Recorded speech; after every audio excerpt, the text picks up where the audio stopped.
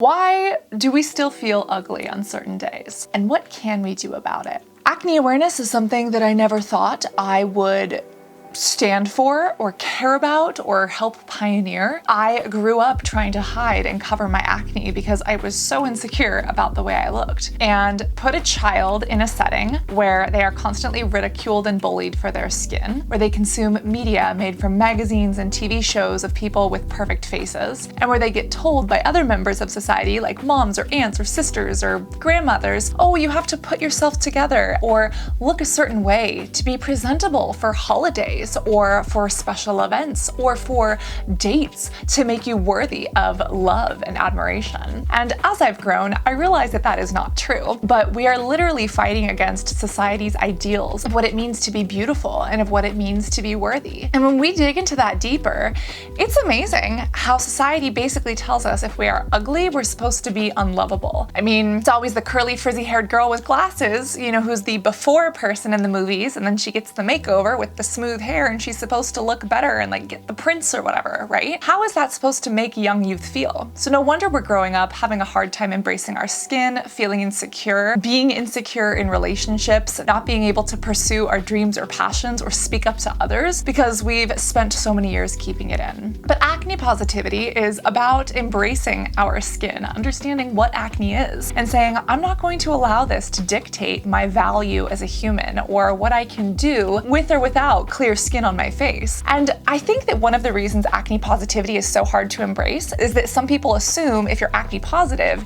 you have to always feel positive about your acne, and like you can't have bad days or you can't want to get rid of it or treat it. And I want to stand here and say that's not the truth. It is okay to be acne positive and still have bad days. Acne positivity is about embracing that understanding that we're going to have good and bad days, but we're trying to have more of the good ones and less of the bad ones. And it is okay to want to treat your acne, to work towards being a healthier, happier you without having to feel, dirty or disgraceful based on your skin. We can still achieve a goal while embracing and loving who we are today. And if anything, it's a sense of neutrality and kind of standing up against society and saying, hey, this is something that I struggle with or that I still live with, and I'm choosing not to let this control every waking moment of my day and every corner of my mind, because I have more important stuff to get done than cover this up in a mirror and obsess over my blemishes and my scars for half the day. Look me in the eyes, not in the acne. So how can we start embracing acne and really acne positivity? I think that if we look at the root cause of why acne is so stigmatized, a lot of it comes back to media. We see celebrities who,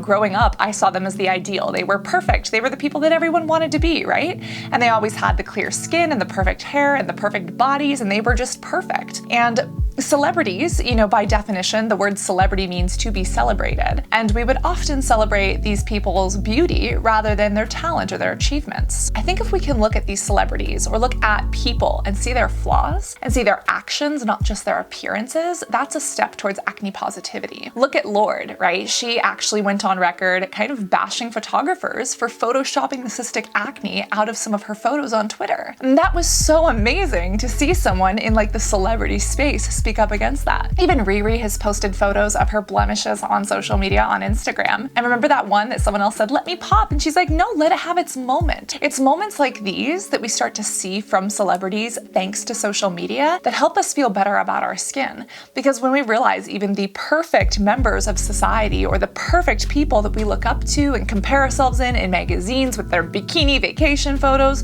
when we realize that they too struggle with cellulite or with blemishes and they just have makeup and Photoshop and really good lighting, it helps us to understand and embrace our bad days too. And to say it's okay to have skin that isn't always poreless, because by definition, skin has pores. And that's the second thing when it comes to acne positivity, understanding what acne is and what our skin is. Again, when I started my journey, it was to cover up acne. It wasn't about embracing skin. And guess what I fucking fell in love with? The anatomy, the biology of our beauty, the cosmetic chemistry that goes into products and formulations and and how they work. And as humans, it's normal to fear things we don't understand. The deep end of the pool, right? Or the shadow at the other side of the room, or even the person who has a different religious or cultural or sexual background than we do. And it's normal to fear what we don't understand. And even to an extent, that plays out in our skin when we don't understand a condition or how to properly treat it or appreciate it for what it is. It's this big thing that we don't have control over. We feel like it's controlling us because it dictates how we show up and present ourselves to the world, and therefore how we feel about ourselves. And definitely for me, and I believe others,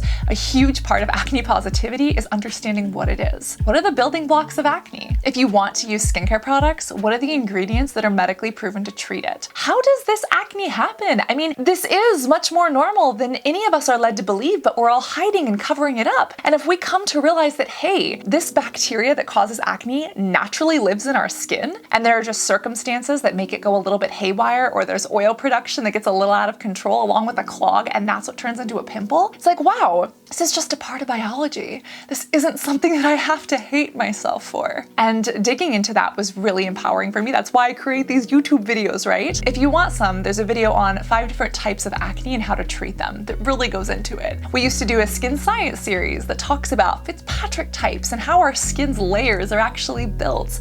We've even got content on like what I would tell 16-year-old me who was struggling so much. And I think that if you can really start to find a passion for skin and realize that this isn't just a covering that makes us look a certain way. This regulates our body's temperature. It allows us to touch and feel. It holds our other organs in, and it protects us from the world. And there are literally colonies of microbes and bacteria that live here with us. Like, how fucking cool is that? And when we can start to explore that and dig into the beauty of it, we realize it's so much more than what we look like. And kind of lifting up that veil and understanding what actually goes into this helps us understand and embrace our skin for everything it is, instead of for hating it, you know, when it doesn't look picture perfect on one of those days. When it comes to being acne positive, I almost don't want to say this because it's weird, but in a strange way it's true. Sometimes we almost need to see other people do something to realize we have permission. You don't need to ask for permission to embrace your skin, but sometimes as humans we feel that way because of societal conditioning, right? Take the example of the 5-minute mile. For so long people thought it was impossible to run a mile in less than 5 minutes. And people trained for it. They couldn't do it for years. Finally, one person did it. They beat the record of a 5-minute mile. And guess what happened? That same year and the years after, 1, 5, 10, 30 people beat the same record. So why was this impossible for so long before? Because people didn't realize it was possible. They were told it's impossible, right? But just by seeing someone else do it kind of proved in people's minds, hey, this is possible. That's why look at the people who are embracing their skin or their bodies, or look at the people who are doing the things that you never thought were possible for you. Don't see it as they have something I don't.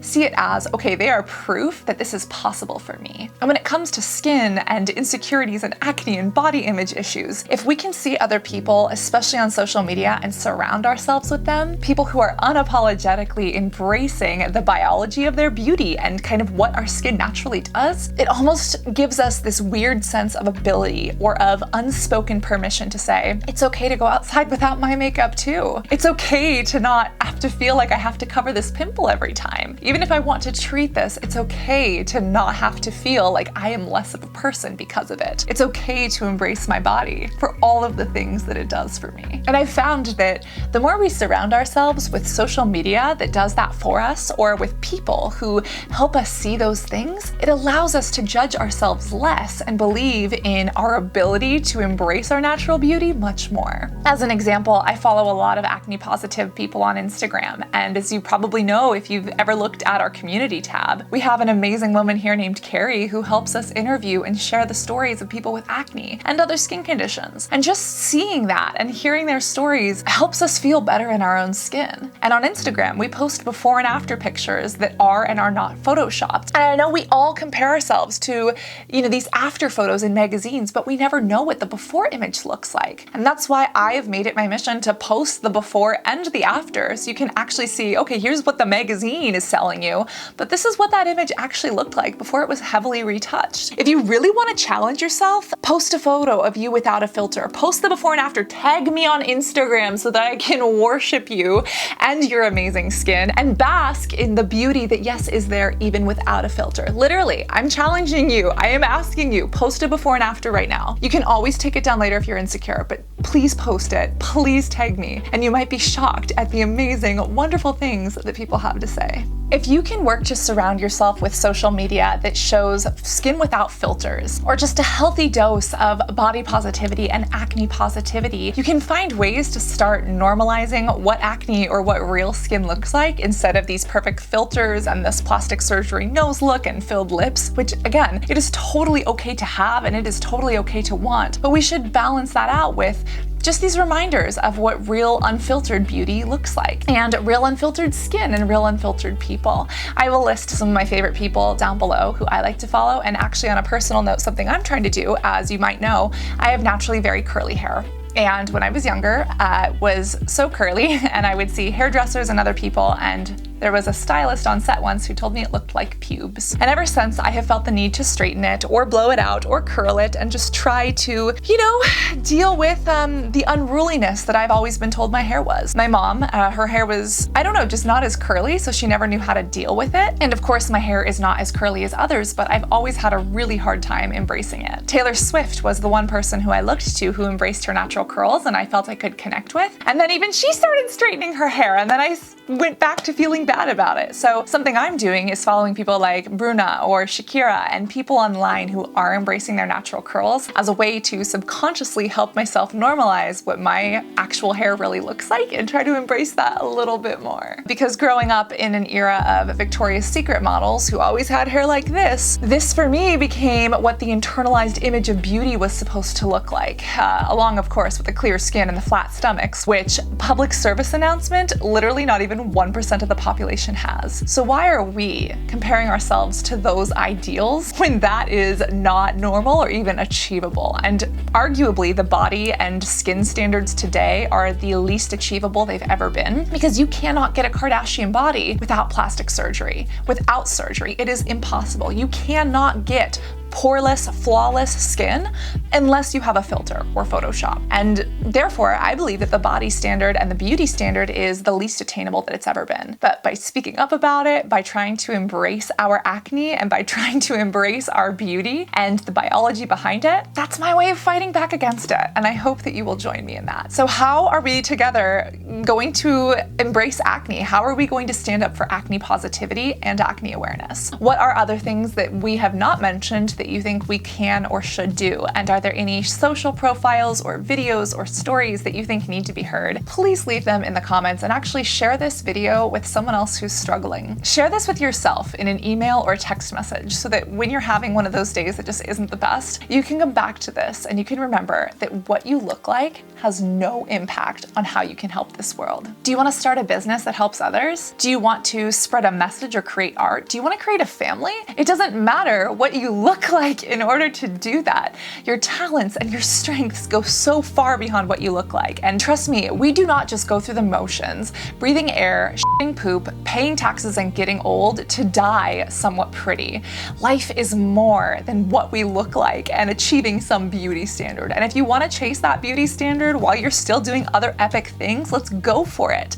But you shouldn't be so hyper-focused and so insecure about that reflection in the mirror that it stops you from doing those other amazing things that I personally know that you're capable of. And I'm talking to you the way that I would speak to 16-year-old me, because honey, what you look like has no impact on what you can do for this world. And the sooner you realize that, the sooner you'll be able to get out from in front of the mirror and into the real world to make those differences. Acne positivity, here we come. Do make sure that the like button is hit, do stay hydrated and reapply your SPF, and always remember to be beautiful. Again, both inside and out. I love you, and I cannot wait to see your beautiful acne positive face on the internet.